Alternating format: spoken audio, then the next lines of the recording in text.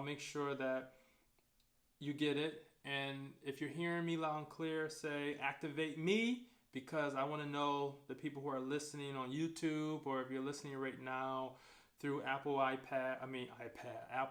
Podcasts or any of the podcast channels, just know that we're here to activate you. That is our sole focus. We exist to help you experience God's unfair advantage.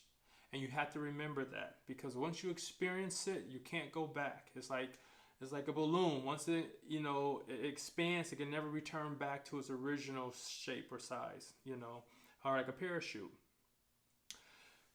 Two main focuses today. Why are Christians deciding to deactivate or leave Christianity? And then number two, how do we fix it?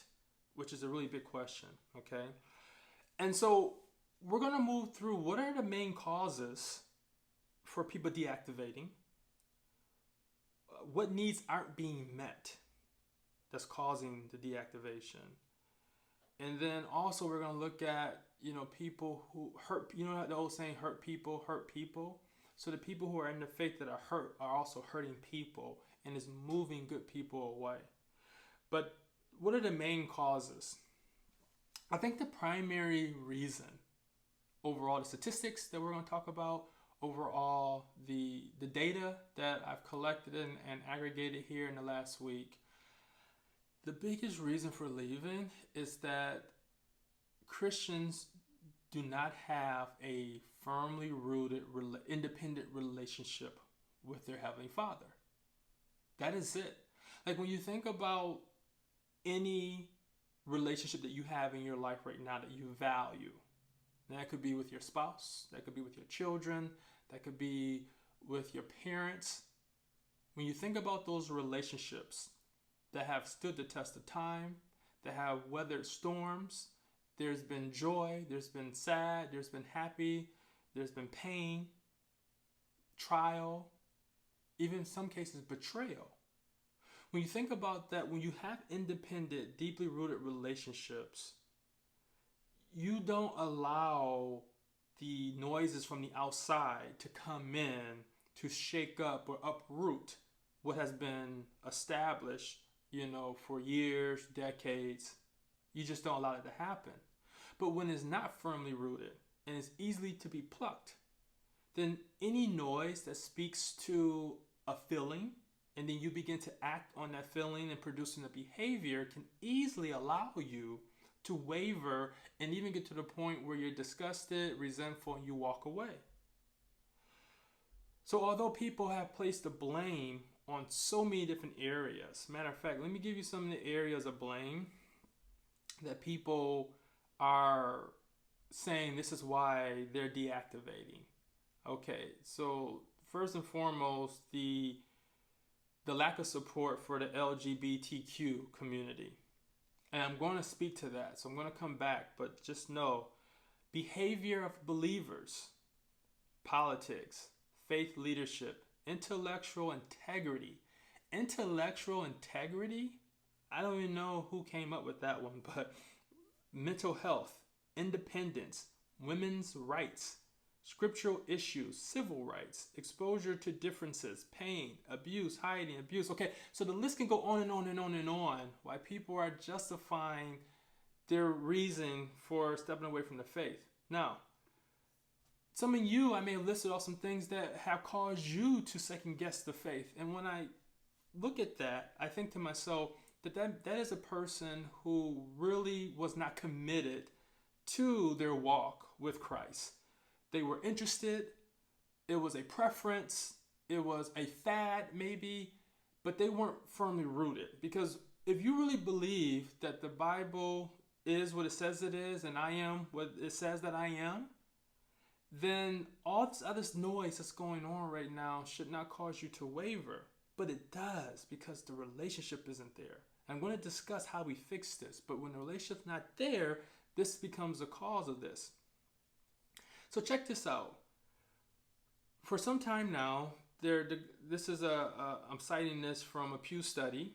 For some time now, Christianity has been on a decline. According to a September 2022 Pew study, people identifying as Christians have decreased from 90% in 1972 to 64% in 2020. Okay. Now, when you hear that, it's like a 26% decrease, millions of people. But my first thought is, how big was the control group? Okay. Like, how big is the control group? Oftentimes, some of these control groups are only based on 1,000 people, 5,000 people, 10,000 people, and they're taking those ratios or those pro rata ratios and then determining those to be across the entire sector without any real evidence. But the person without this firmly rooted relationship hears that information. It moves them emotionally, so it gets them into emotion. And if you were listening to our previous podcast, I think number 7, I talked about how the enemy leverages emotion, or it may have been number 6, to cause you to be emotional, to make irrational decisions, much what he did with Eve in the garden, right? Because he wants you to be in a place of scarcity, lack, right? As opposed to abundance and increase, which is what our Father, Heavenly Father, represents. And so the highest priority based on this research I've seen on multiple sectors, the LGBTQ discrimination is a big reason why Christians are leaving, deactivating, or disaffiliating with the religion or the faith. Let's talk about this for a second. Because here's what you didn't see. You know, they're always discussing that smaller groups, right, that are being mistreated, that are not being taken, they're being taken advantage of, and that these specific groups are experiencing severe treatment. The first thing I want to know is, what is the severe treatment?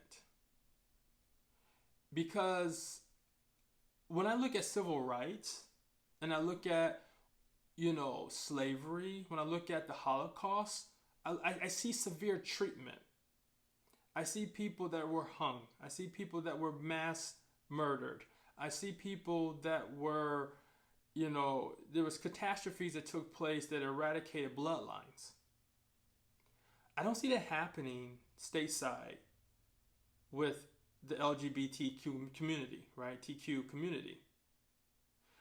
I see people who are not in agreement for both biblical and personal reasons. I see people who don't stand in solidarity with it. But I don't think that's a reason for you to blame it as a purpose for leaving Christianity. Because here's the facts. We believe that marriage is between man and woman by birth, right? Because we got to say that now, because we have the increase in gender equality and transgender equality happening. But if you look at all this, there's a lot of confusion. Then you go to other parts of the world where it's still very simple. There's man and there's woman. And then a lot of the arguments are, well, they want to blame God. So here's what the arguments start with. Well, if God wanted this way, why did he make LGBTQ people? And what's interesting to me is when people were born, they were either a male or a female. When they were 1, 2, 3, 4 years old, they were still a male or female. And then when you look at history, majority of people statistically in these communities who have entered into this space will say that there was some major trauma related to their childhood that shifted the way they saw people.